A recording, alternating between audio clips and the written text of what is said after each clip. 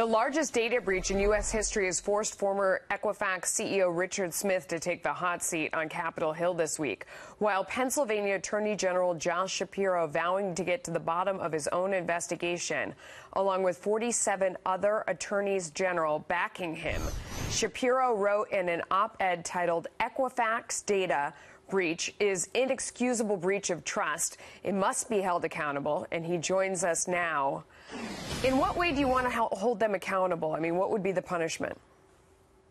Equifax's conduct has been absolutely outrageous, and there's a number of layers to this, and I want to hold them accountable on each and every layer. First, we want to understand why the breach occurred in the first place. Second, we want to understand why it took them so long to disclose the breach. Some initial press reports said it was 6 weeks. We have reason to believe that it may have even been longer.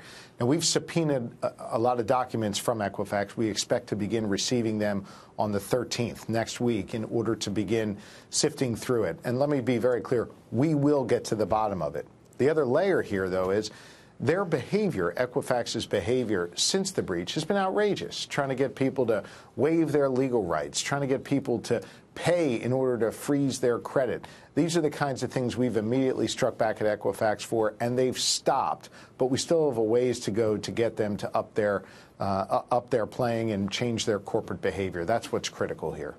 I mean, when you talk about getting them to change their corporate behavior, I mean, what is your end goal? Is it a fine? My end goal is to find out why the breach occurred, ensure it never happens again, and make sure that they pay up. Part of the ways we'll make sure it never happens again is by changing corporate behavior, making sure that these corporations place a premium on security, add encryption, add personnel to be able to protect the security of our data. Look, let me be clear. Their entire job is to protect our data. And when 145 million Americans had their data lost as a result of this breach, folks are angry. They should be angry. And that's why we need to investigate this and get to the bottom of it and ensure that it never happens again. Without question, and I grant you all of that. My only concern is that we saw this during the financial crisis when people went after the banks and they levied fines on them.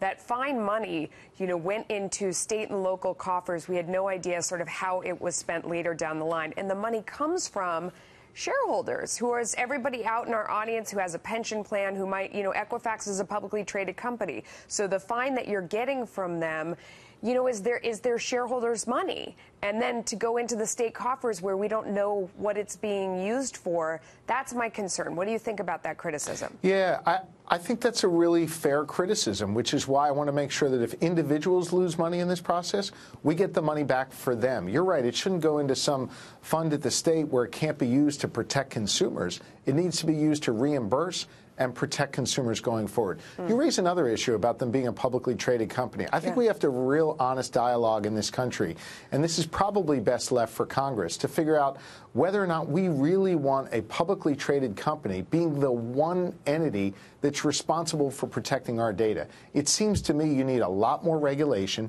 and you might want to think about the governance structure of a company like this before Americans are asked again to turn over all of their sensitive information to a company like Equifax. I don't like turning over the information, but I don't know. I mean, I don't want to get the government any more involved, and more regulation is seldom the answer. But I think that's all a good discussion for another time, and I'm glad you started it. I appreciate it. I wish we had more time. I hear you, though, in all of that. Thank you for coming on. We'll do it again.